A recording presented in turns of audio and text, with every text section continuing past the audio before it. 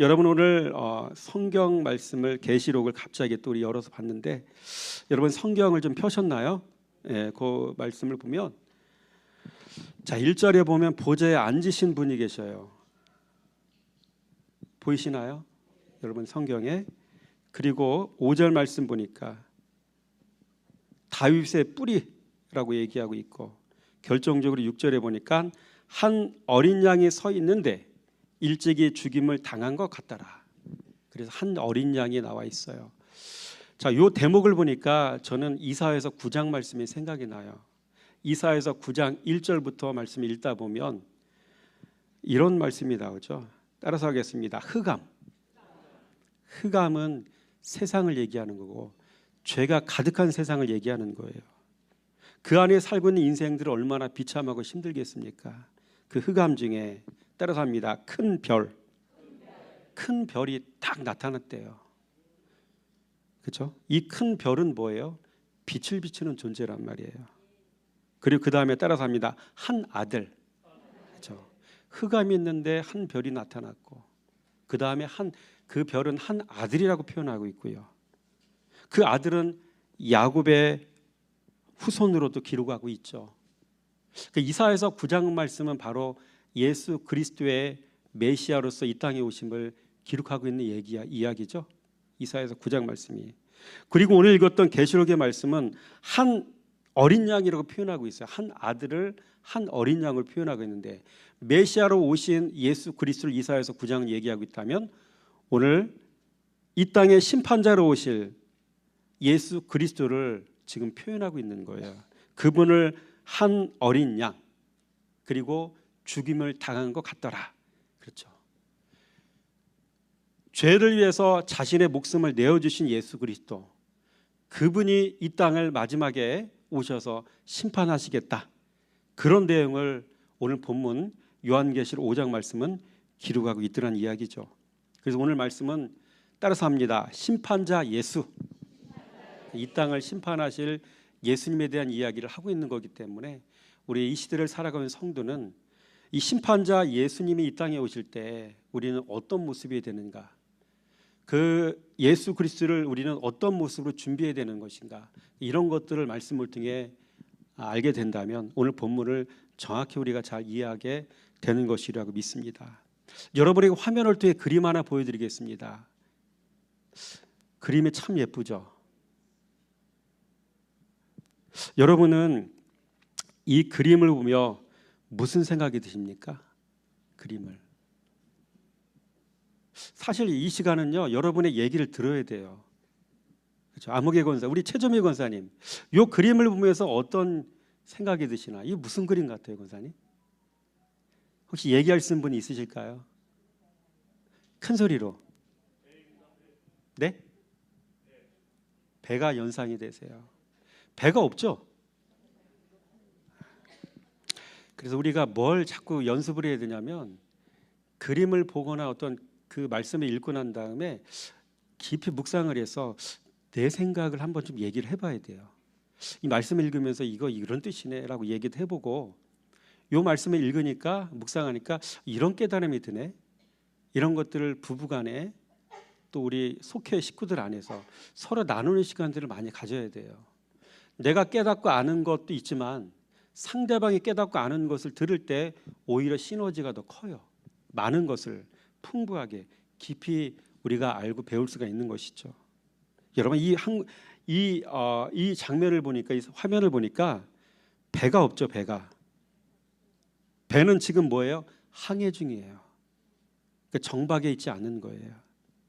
이 배는 세상을 상징하는 바다 한복판, 그 어디쯤을 향해 지금 항해하고 있는 중이다 라는 것들을 생각해 볼 수가 있겠죠. 여러분 그거 아십니까? 배는요 인생을 의미합니다. 인생. 그리고 이 사진에 나오는 이 부두가 천국의 부두라면 이 바다를 항해하고 있는 이 배는요 반드시 천국 항구에 도착해야 되는 것이죠. 그렇죠. 그래서 배는 인생을 얘기하는 거고 바다는 세상을 얘기하는 거고요. 그렇죠. 항구는 어디예요? 인생의 정착지, 천국 항구를 의미하는 것이 되겠죠. 우리는 지금 이렇게 교회 안에 있어도 넓은 의미로는 세상 속에 살고 있는 거예요. 교회 밖에 살아도 세상을 살고 있는 거고요. 우리의 인생은 세상을 항해하고 있는 거예요. 그러다 결국 우리는 어디에 안착을 해야 됩니까? 천국 항구에 잘 당도하는 우리 모두가 되어야 할지 믿습니다. 우리는 이런 인생을 지금 살고 있는 것이죠. 여러분, 예수님이 하시는 일이 몇 가지가 있어요. 성경을 보다 보니까 예수님이 하시는 일이 굉장히 많은데 그중에 몇 가지만 기억나는 거 말씀드려 볼게요. 따라서 합니다. 예수님은 천지를 창조하십니다. 크리에이터, 창조자를 얘기하는 거거든요. 자, 잠언 8장 30절 말씀 시작. 내가 그 곁에 있어서 창조자가 되어 날마다 그의 기뻐하신 바가 되었으며 항상 그 앞에서 즐거워하였으며.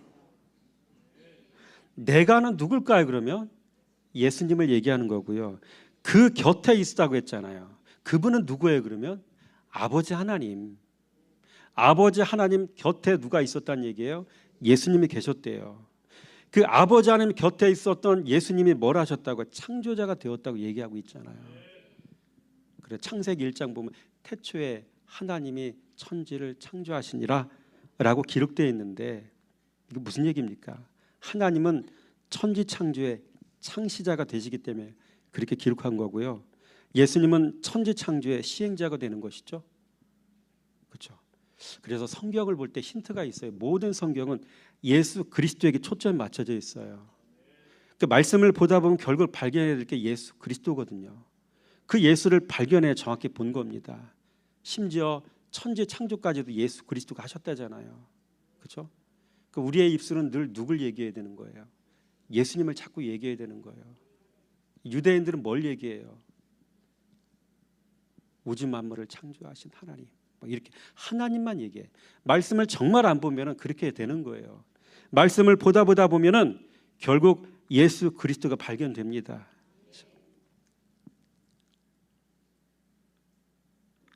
그래서 이 성경을 묵상하다 보면요, 깨닫게 되는 사실이 있는데 그건 모든 성경의 역사는 예수 그리스도로 모아진다는 거예요. 예수 그리스도. 그렇죠. 둘째로 예수님은 따라서 합니다. 예수님은 자기 백성을 구원하십니다. 세이비어, 구원자, 예수. 그렇죠. 시작. 이는 그가 자기 백성을 그들의 죄에서 구원할 자이십니다. 예수님이 하시는 사역의 핵심은 죄인 구원입니다. 아멘. 그러니 강대상에서 죄 문제를 얘기하지 않으면 안 되는 거죠. 목사가 설교를 하는데 죄 문제를 얘기하지 않으면 가짜인 거예요. 예수를 정확히 모르거나 예수를 묻어놓고 사는 거겠죠. 예수를 얘기하는 사람은 반드시 죄 문제를 얘기해야 될 줄 믿습니다. 여러분, 예수님은 모든 사람이 걸어야 될 생명의 길이기도 하십니다. A way of life, 생명의 길이라고 해요. 생명의 길. 그렇죠? 예수께서 시작. 예수께서 이르시되 내가 곧 길이요 진리요 생명이니 나를 말미암지 않고는 아버지께로 올 자가 없느니라. 모든 길은 로마로 통하는 게 아니라 모든 신앙의 길은 예수 그리스도의 길로 통하는 겁니다. 그래서 성경을 봐도 예수를 발견해야 되고요.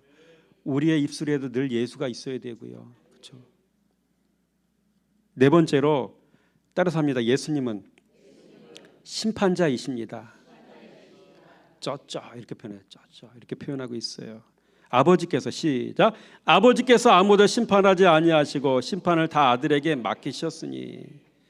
심판까지도 아들에게 맡기셨대요. 하나님이 세상을 창조하시고 하나님의 세상을 심판하는 게 아니라, 그렇죠? 예수 그리스도가 창조자이시고요. 그 예수 그리스도가 구원자 되시고 그 예수 그리스도가 우리의 인생의 길이고 그 예수 그리스도가 마지막에 이 땅에 오셔서 우리를 심판하신다는 거예요. 세상을 심판하신다는 거예요. 심판자 예수. 그래서 요한계시록 오늘 5장 말씀은 심판자 예수님이 심판하시겠다, 그 내용을 담고 있다는 이야기입니다. 여러분, 정리하면 이렇습니다. 하나님은 아들 예수를 이 땅에 보내셨고요. 모든 권세를 이 아들에게 위임하셨습니다. 창조, 구원, 영생, 심판, 이런 걸 다 아들이신 예수님에게 맡기셨다는 거예요. 또 이 아들을 증언하라고 누구도 보내주셔요? 성령님도 보내주신다고요. 그렇죠? 그러면 우리는 누구에게 초점을 맞춰야 됩니까? 예수 그리스도에게 초점을 맞춰야 됩니다. 그 예수에게 초점을 맞추는 사람은 결국 어디로 가요? 말씀으로 간다고요. 말씀으로 가서 하루의 삶도 이 묵상을 통해 시작하고요. 하루의 삶 전체를 또 묵상한 말씀을 계속해서 되뇌이며 살아가고요. 이게 주 안에 붙어있는 삶이라고 여러분 그렇게 이해를 하시면 되겠습니다. 아버지 하나님도 결국 이 모든 걸 아들의 예수에게 위임하셨고요. 심지어 기도도 아들 예수 이름으로 기도하라고 하셨고요. 또 성령도 이 아들 증언하라고 보내신 분입니다. 그래서 사도행전 1장 8절 말씀을 읽어볼까요? 시작.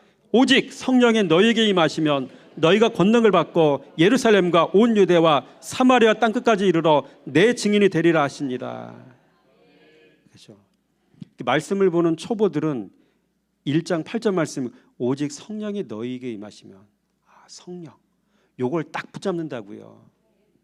근데 잘 읽어보세요. 문맥을 잘 파악해야 돼요. 성령님이 왜 오셨어요? 마지막에 나와 있잖아요. 그 말씀만 보여주세요. 사도행전 1장 8절 말씀.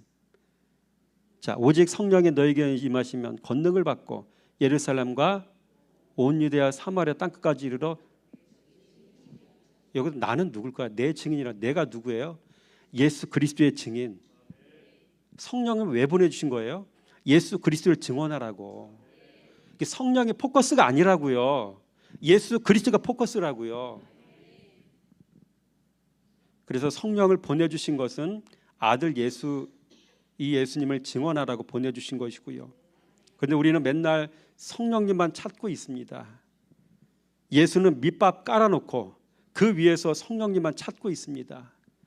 예수님이 소외되셨습니다. 우리가 지금까지 이렇게 신앙생활을 해온 겁니다. 그래서 이 사실을 잘 아는 사람은 늘 말씀 속에서 예수님을 찾는 신앙생활을 합니다. 그분에 따라 삽니다. 그분의 정신, 그분의 가치, 그분의 능력, 그분의 성품, 그분의 온유, 그분의 겸손, 그분의 희생, 그분의 낮아짐, 그분의 자기 죽음, 그분의 사랑.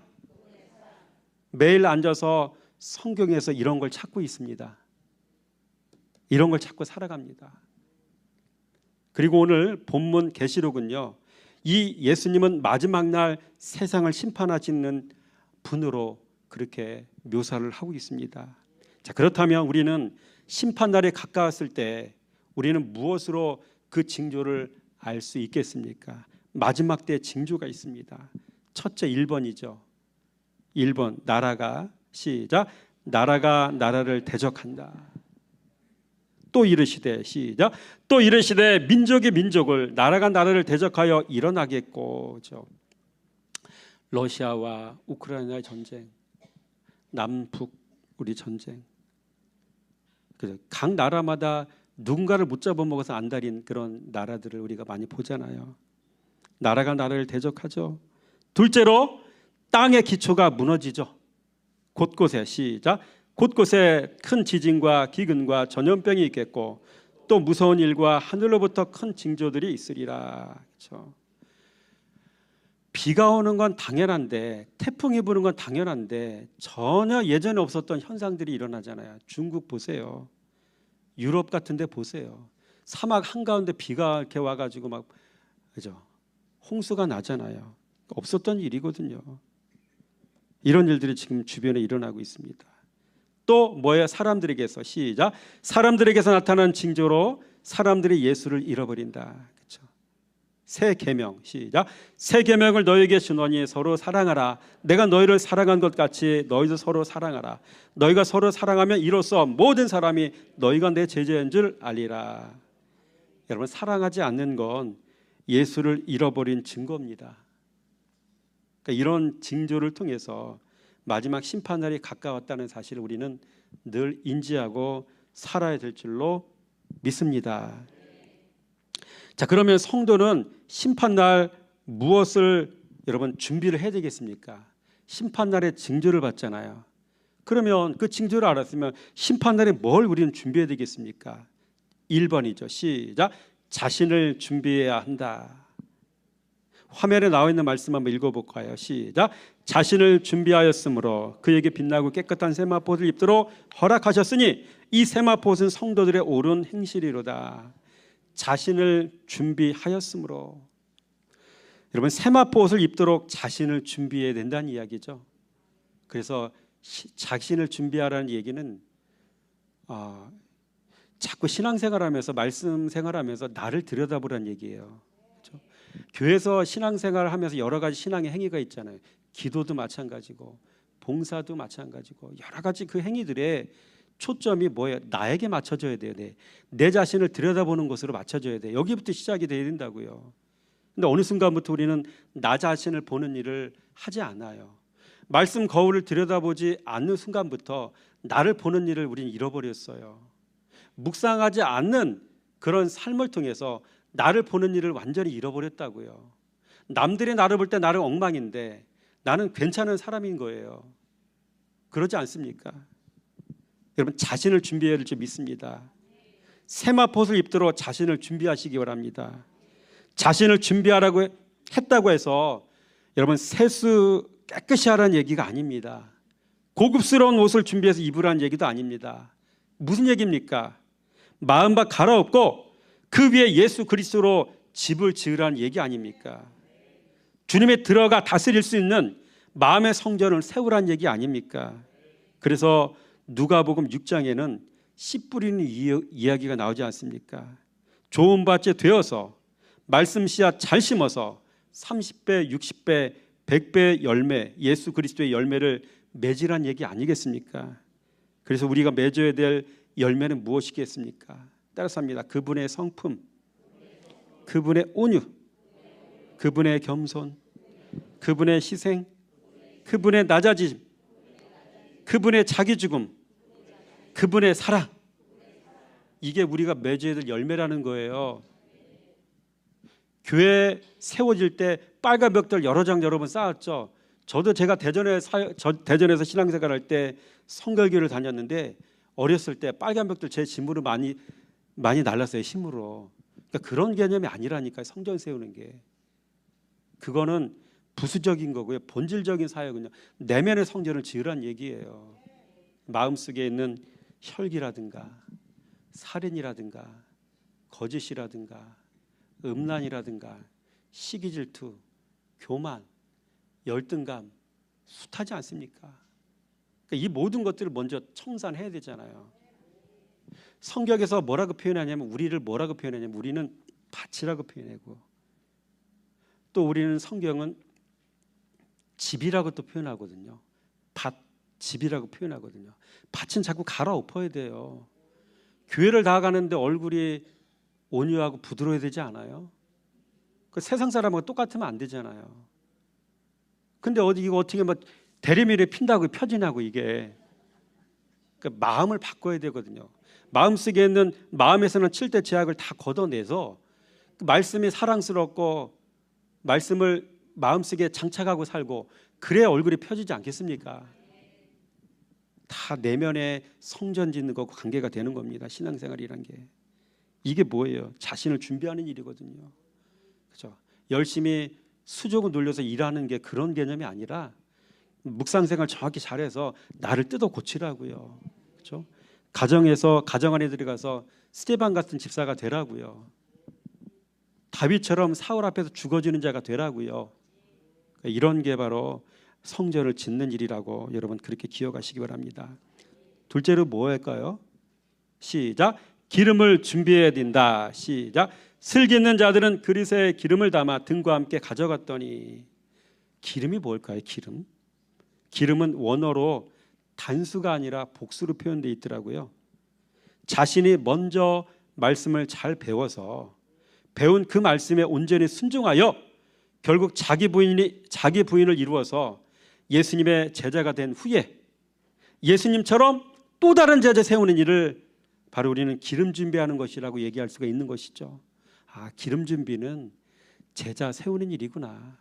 근데 문제는 제자 세운다고 열심히 일하지 말고 내 자신이 먼저 제자가 되라는 이야기입니다.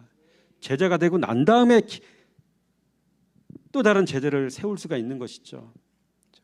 우리는 이런 일을 가정에서 해야 되고요, 교회 안에서 교우들 간에 해야 되고요, 내가 먼저 바로 서고 난 다음에 여러분 기름 준비 잘 하시기 바랍니다. 셋째로 따라서 합니다. 항상 기도하며 깨어 있어야 합니다. 성경 읽어볼까요? 시작. 이 날은 온 지구상에 거하는 모든 사람에게 이 말이라. 이러므로 너희는 장차 올 이 모든 일을 능히 피하고 인자 앞에 서도록 항상 기도하며 깨어 있으라 하시니라. 말씀을 사랑하고 그 말씀 순종하여 그 말씀을 신뢰하며 사는 일이 곧 깨어서 기도하는 일입니다. 그렇죠? 입술 열어서 기도하는 것만 기도가 아니라 말씀 순종하며 사는 것 자체가, 그런 삶 자체가 삶의 기도라고 주님 말씀하십니다. 마지막으로 따라서 합니다. 인내해야 합니다. 말씀 읽어보겠습니다. 시작. 또 너희가 내 이름으로 말미암아 모든 사람에게 미움을 받을 것이나 끝까지 견디는 자는 구원을 받으리라. 끝까지 견디는 자는 구원을 얻으리라. 끝은 하나님이 정하신 때를 말합니다. 우리의 생각이나 추측이 아니라 하나님 편에서 하나님의 작정하시고 계획하신 그 시간을 얘기하는 거예요. 또 한 가지, 견딘다라는 말은 영어로 stand firm이라고 말씀드렸죠. stand는 서 있다, firm은 확고한. 여러분, 성도는 어디 서 있어야 됩니까? 말씀의 반석 위에 굳건히 세워져 있어야 돼요. 그러므로 신앙생활 오래 하고 오래 했다 할지라도 묵상생활 안 하면 굳건히 서 있는 게 아니에요. 연식만 오래된 거지. 그죠? 말씀 위에 굳게 서는 것, 여러분 이런 삶을 사시기 바랍니다. 말씀을 사랑하고 그 말씀에 순종하고 순종하여 생명으로 만난 그 말씀을 신뢰하는 일이 말씀 위에 굳게 서는 일입니다. 따라서 합니다. 말씀 사랑, 말씀 순종, 말씀 신뢰. 오늘 이후에 우리가 영화 보러 가잖아요. 나이대를 조사하니까 65세 미만의 사람이 딱 4사람밖에 없어요. 다 나머지는 그 위 사람들이란 얘기죠. 여러분, 노년의 인생은요, 지금까지 신앙생활하면서 귀로 들었고 눈으로 보았던, 마음속에 장착했던 그 말씀이 있죠. 약속의 말씀. 그 말씀을 얼마나 붙잡고 끝까지 신뢰하느냐, 이 신뢰가 관건이라고요. 그렇죠? 저희 아버님도 그렇고 또 이렇게 지난주 이렇게 장례를 저희가 치렀는데 어머님도 이제 천국에 가셨지만 노년의 인생은 신뢰의 문제, 신뢰. 자식 믿을 거 못 되더라고요. 저희 가정도 다 신앙생활 하는 자녀들이거든요. 근데 믿을 거 못 된대요. 어머님이. 믿지 마세요. 오직 하나님의 말씀만 믿으시기 바랍니다. 갈렙은 45년 동안 약속하신 그 산지를 내게 주세요. 45년 전에 당신의 종 모세를 통해 내게 주신 약속의 말씀, 산지 준다고 하지 않으셨습니까? 이 산지를 내게 주세요. 약속의 말씀 믿고 신뢰하고 의지했잖아요. 여러분, 우리가 믿고 의지할 것은 말씀밖에 없습니다. 이 일을 끊임없이 하는 게 곧 끝까지 견디는 일입니다. 말씀 신뢰가 곧 나를 살리는 길임, 유일한 길입니다. 내가 목사가 됐든 장로가 됐든 상관없어요. 말씀을 신뢰하느냐 신뢰하지 않느냐, 주님은 그것만 보셔요. 그래, 70 이상이 되신 분들은 말씀을 신뢰하세요. 끝까지 신뢰하세요. 붙잡고 기도하시라고요. 그러면 서운한 일도 없을 것이고요, 상처받는 일도 없을 것이고 늘 한결같이 청청한 신앙의 삶을 살 수 있게 될 줄 믿습니다. 여러분, 따라서 합니다. 알아야 할 수 있는 일이 있습니다. 그렇죠? 우리 한번 화면 한번 볼까요? 잘 보이나요? 잘 보이십니까? 자, 우리 알아야 할 수 있는 일 제가 적어봤어요. 같이 한번 읽어볼까요? 시작. 알아야만 믿습니다. 알아야